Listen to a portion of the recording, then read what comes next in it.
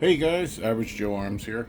And I usually start off almost every unboxing saying how excited I am, and I am super excited this one. But if I wasn't, why would we be doing these? You know what I mean? I'm not doing these to get rich. I'm never going to get rich. I do these because I'm excited about guns. If you watch my channel, I'm passionate about shooting. I love to shoot.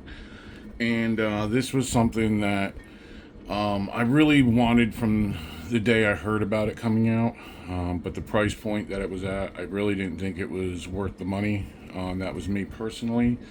But this being Black Friday, I ended up scoring a super crazy deal on this, almost about a third off of what they usually are. So that was really cool. And for that, I couldn't pass the opportunity to own something special. And no matter what you think of these, they are special. This is the Canik TTI Combat, which I'm sure you figured out from either the name of the video or the box. And so I'm going to do an unboxing. About a month ago or so, maybe, I did the Canik Rival S, and it's been my competition gun, and I love it. And this box is exactly the same so far. I only touched this gun at the store to get the serial number off, so that's it. So I'm going to open this with you guys, and we'll go through it. And there is like this little thing up here. It was same on my Canik Rival S. There's a little thing there. In that video I said I'd take a picture and put it up. If you guys wanted to pause it and read it, that was up to you. So I didn't end up doing that with that one, but I will with this one. So anyway, this is a really super nice box, really sturdy. It's got 2 locks, so you could use it as a TSA. It does have rubber gaskets in it, so it is sealed and all that good stuff. So these boxes are really, really good. Of course, with every Canik, so far this is my 4th Canik, and they all come same thing. These instruction manuals, though, for most of the other guns I get, if you know me, I'm a Smith & Wesson fanboy. I like a lot of guns. I got the PDPs. I got pretty much every gun from every manufacturer.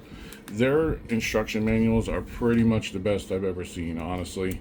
And especially when it comes to things like their optic plates, they explain everything to you, and there's things you really do need to know. I mean, even as far as how to torque it, what torque specs, things like that. Really good to read this manual for these guns. So I'm going to read that cover to cover, even though, like I said, I already have the Rival S, which I'll show you in a minute, and we'll compare a little bit. Pretty much the same gun. One's polymer, one's steel.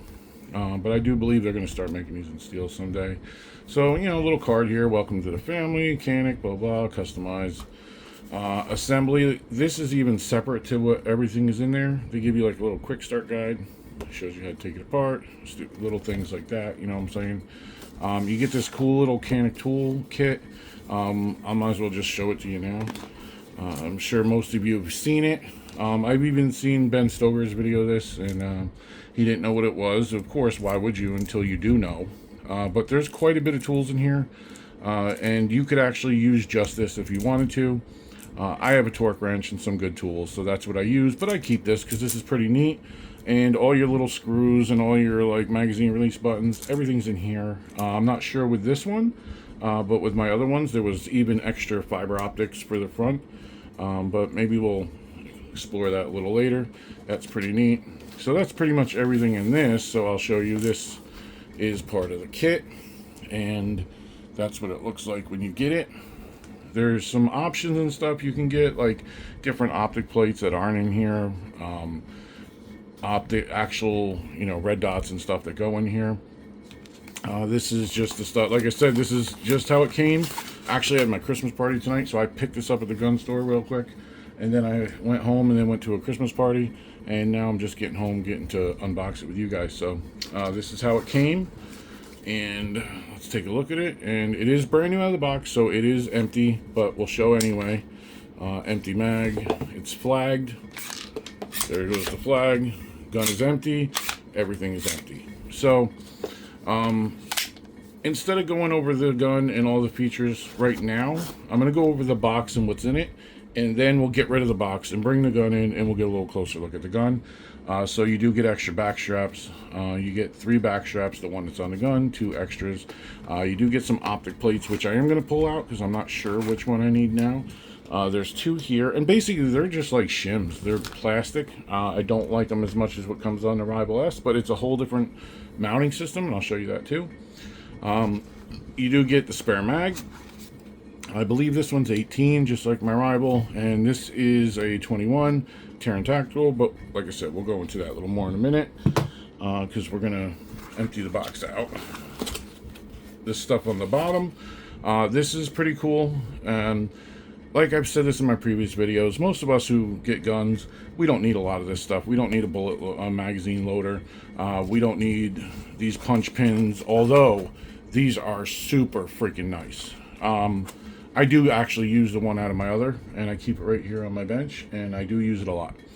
I also bring it with me to competitions in my tool bag. I even bring one of these in case something gets caught in a barrel. So, honestly, I always say, yeah, it's stuff that I already have, but I do use that. You got a little brush. Here you do have a recoil spring. I guess this one's for like softer loads and stuff. So I'm not assuming I'll need that. I usually shoot 115 anyway. They say like reloads and stuff, but it's nice that they give it to you. These cool little locks. A holster, which another thing is super nice if you just wanted to grab this gun and go out and compete. But I put a light on my holster, so this won't work for me. None of them work for me because I put lights on every one of my guns. But it's cool that it comes with it, and it's even got a retention screw on this one. So that's nice. And they're pretty decent. I mean, this is a sturdy holster. It's not bad at all. This I'm really stoked about, which I shouldn't be because it really doesn't mean anything. It doesn't do anything. Of course, it's not real gold, or else it would be more than this whole box. But you get a coin, and I like coins. I even have a couple of them sitting around my little desk here. This is my USCCA coin.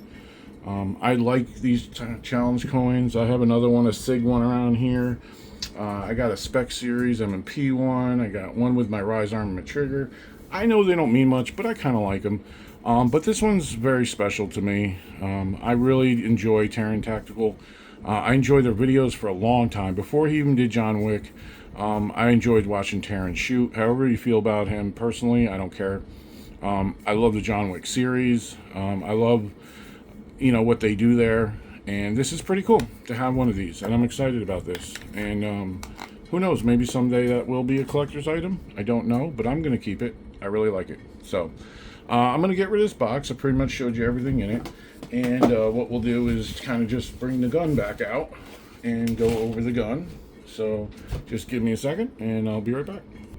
Okay, so here we are back with the gun. I'm going to take this little thing off. It just says quality controlled. I got a couple of these laying around.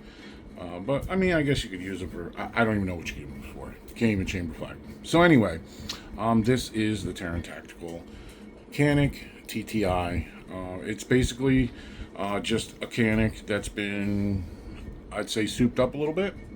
And that's why at what it was priced at, I didn't really think it was worth it. That was me personally, and that's no knock on this gun.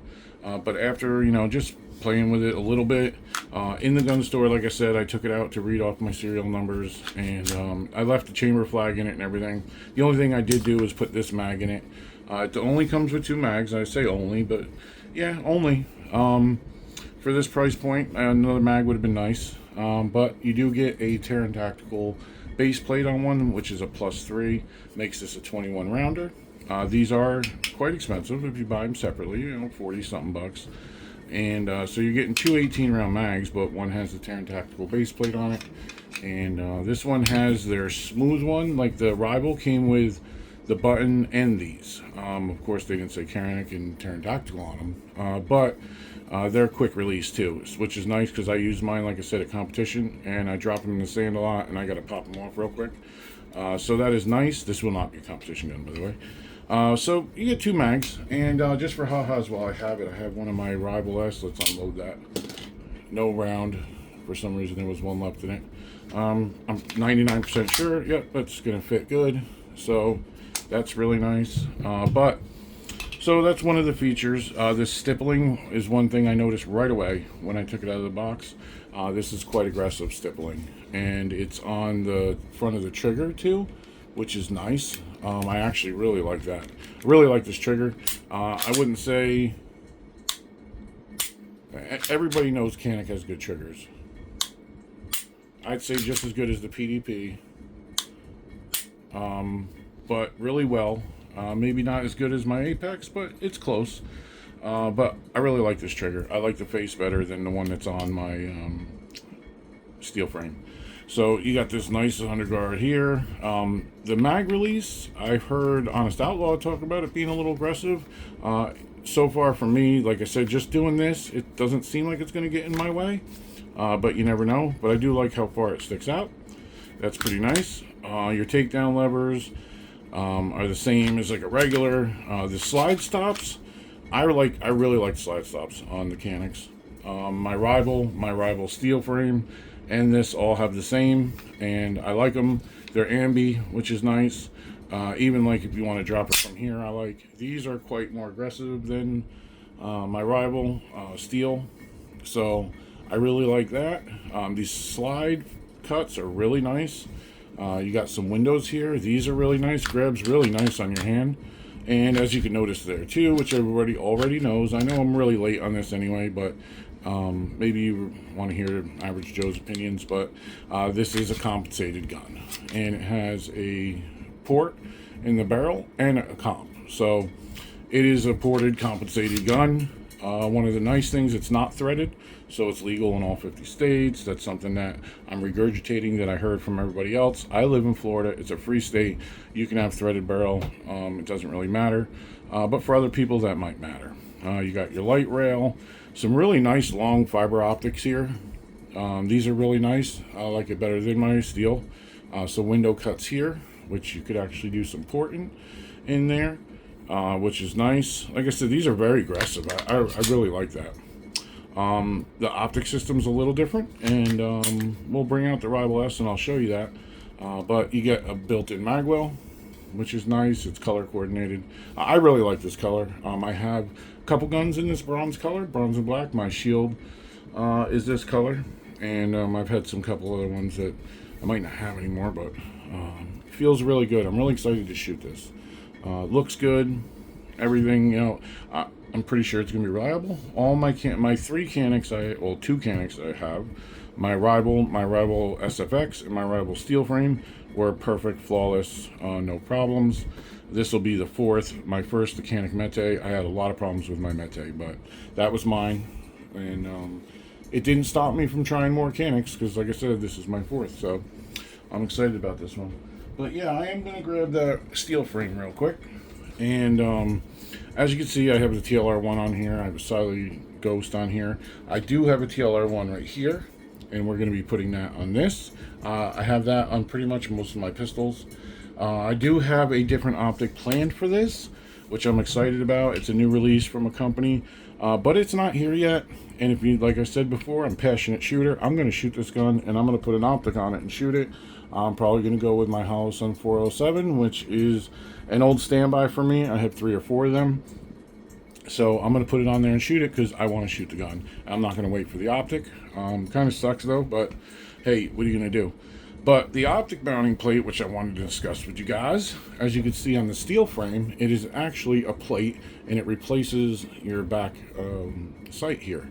So there is no co-witnessing on here at all. And it does sit up really kind of high. I'm not a fan of that. And this is actually an aftermarket one. This isn't Canik. The ones that come with Canik, which is nice, they give you plates for every optic. That's awesome. But I did order this one because I want a little low profile. I didn't want the hole in it for the charging handle, which I don't like. So let's just show you this, guys. This is empty, no mag in it. The weight difference is unbelievable, but you know, steel frame, of course. But if you look at everything else, and you look at these guns side by side, they are the exact same gun. You're going to get little different cuts in the slides and stuff. If you want to look at barrel length, the barrel length is pretty much the same, even though this one has a compensator and it's comp barrel attached to the end of the barrel. It does make it is the same length. And all the controls are the same. You got all your same takedown, your little finger thing here that you have here. As you can see, this does have slide serrations on it. Makes it a little grippier. This doesn't. This is just flush, but I've never had a problem with this one. But the stippling is so much more aggressive. It's hard to tell on camera. But this one, I cannot move my hand. Where this one, I can do that, and I can feel it. It's nice. It's there. I cannot do that. I cannot pull my thumb down. It's just stuck there. So that's pretty cool. I like that. They have the exact same mag wells on them. The buttons are the same. The only one thing I like about this is you can put extras on it, and I actually took mine off because of competition this week. On my grip, I was dropping the mag. I was using that big oversized one, so I had to go down to this in the middle of the match, and I haven't had a chance to throw a cap on it. Whereas this, there is no replacing that. It just is what it is. I'm fine with that because, like I said, I can't compete with this gun. I mean, you can, and I've even thought about it just for fun because I don't compete to win anyway. I know that might sound terrible to you guys, but I just can't move very well. I have physical limitations, but I love to shoot with my friends, and I shoot very accurately. So I could compete with this and go into the open division, which this gun would put you into the open division because of that compensator. And then you're going to go against guys with $7,000, $8,000, $10,000 race guns that have all the stuff done to it with 28 round mags sticking out the bottom. So, yeah, like I said, I might just do it for fun just to see how it is. But everything else is pretty much is the same. Even your little trigger guards here, which is super nice. And the undercuts are really nice. You got one here, you got here, and it fits my hand really well. It really does feel like I'm just holding my steel frame, which is, like I said, this is my competition gun. I'm really good with this gun, and I've got it down pat. I know how it feels. And now with this, I feel like basically I have the same thing in my hand.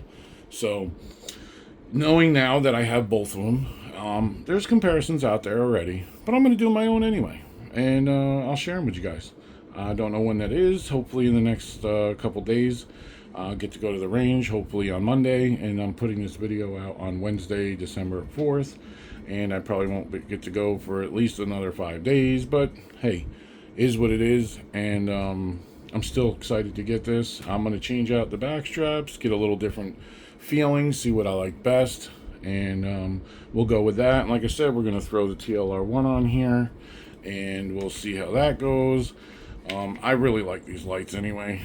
They're one of my favorites, and I have, like I said, a holster that takes any one of these. So the same holster that I run in competition for this, I can run for this, and we're going to throw that Holosun on here. You know what, guys? I'm sorry too, because I kind of told you about the mounting plate on this and how I got it aftermarket and it's in blah blah blah, but I never told you how it compares to this. So if you're still sticking around, I'm sorry. But this one, you don't lose your rear sight. As you can see, it's in front of it, and it's a little lower. So if you have the right optic, you will be able to co-witness still, which is a really nice feature. I'm not sure if that'll work with the Holosun here. It looks like it might, because you do still got to put a little plate in there. But we'll see. How about this, guys? You stick around just another minute or two, and I'll pull that optic plate. We'll throw that Holosun on there, and we'll see you together. I'll be right back. Alright guys, just for a quick little tip for you. I know a lot of guys that use these torque wrenches. This is what I use, and a lot of times I hear, you know, that short little bit, you end up in an angle. You do not want to twist these in an angle. So just for a couple bucks, pick up something like this, and it just goes right on the end, and as you can see, I can get a straight shot in there without having to worry about angles. So that's as much as I can show you, because, you know, I might get in trouble, but I'll be right back. Alright guys, so here we go, and this is with the optic on it. As you can see how much lower that actually does, and we still can kind of co-witness almost perfectly. Yeah, we can still co-witness, and like I said, drops it down real low.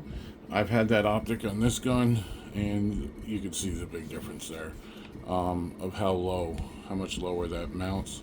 That's pretty cool. I like a low mount, as low as possible, kind of getting into that direct mount, which if you do get a mechanic, I think it's the MO3 is the one that fits this, you can direct mount it. This is the RMR, of course, because this has the RMR footprint, the Holosun 407s. And this is the 407A, really inexpensive, especially on PSA. So this is how it's probably going to get shot. Its first couple days, unless the other optic comes in the next couple days. And here we are with the 21 rounder. So I think it looks really good. I'm excited to shoot it and excited to share some footage with you guys. You know, I told some people it's a collector's piece. I'm going to put it in a box, leave it in the safe. Yeah, that's not going to happen. I just like to shoot, so we're going to shoot it. And any questions, you know, go look at other videos because they know a lot more. I'm far behind. But if you're still here, I really appreciate you guys watching. And stay safe, take care of each other. Average Joe Arms.